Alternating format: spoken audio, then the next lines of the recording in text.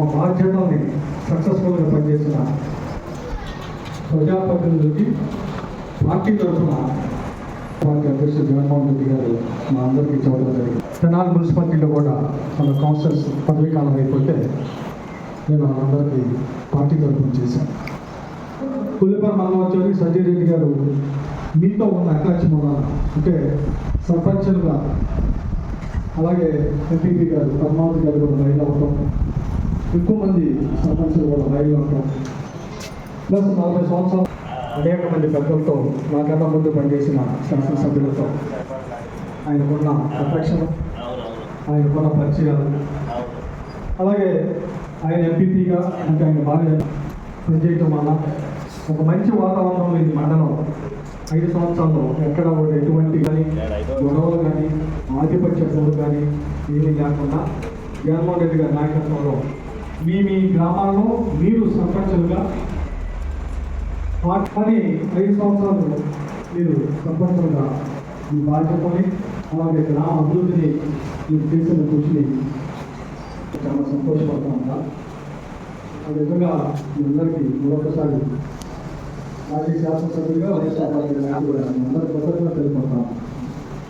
ఎందుకంటే నిజంగా సర్పంచ్ గవర్నమెంట్లో రిజర్వేషన్ పెట్టి చెప్పలేదు. ఆ రిజర్వేషన్ బట్టి నాయకులు తయారవుతారు. అలాగే వస్తాయి ఆపర్చునిటీస్.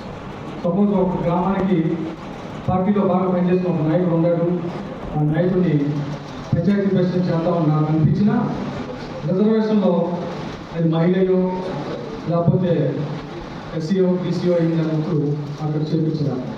లేదు ఒక ఎస్సీ నాయకుడిని మనం ఇక్కడ కూర్చోబెట్టాలని అనుకున్నా అక్కడ ఓసీఓ రిజర్వేషన్ వచ్చినప్పుడు ఆ ఎస్సీ నాయకుడిని అక్కడ కూర్చోబెట్టే అవకాశం రాదు.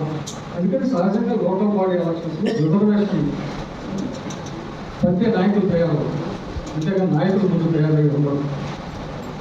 సో ఈ ప్రక్రియలో ఇక్కడ మీతో ఉన్న అందరూ కొంతమంది ఓసీ రిజర్వ్లో, కొంతమంది ఎస్సీ రిజర్వ్లో, కొంతమంది బీసీ రిజర్వ్లో, కొంతమంది మహిళా రిజర్వేషన్లో అలా సర్పంచులుగా వచ్చింది అందరూ. కానీ నేను బాగా సంతోషపడేది ఏంటంటే ఎవరు ఏ రిజర్వేషన్లో పంచాయతీ ప్రెసిడెంట్ అయినా వైఎస్ఆర్ పార్టీని, జగన్మోహన్ రెడ్డి గారిని, నన్ను అంటు పెట్టుకొని అభిమానులు అందరూ ఉన్నటువంటి అందరికీ హృదయపూర్వక చాలా ముఖ్యం. రోజు రాజకీయాల్లో విలువలు పోయి అంటున్నాం. విలువ పోయి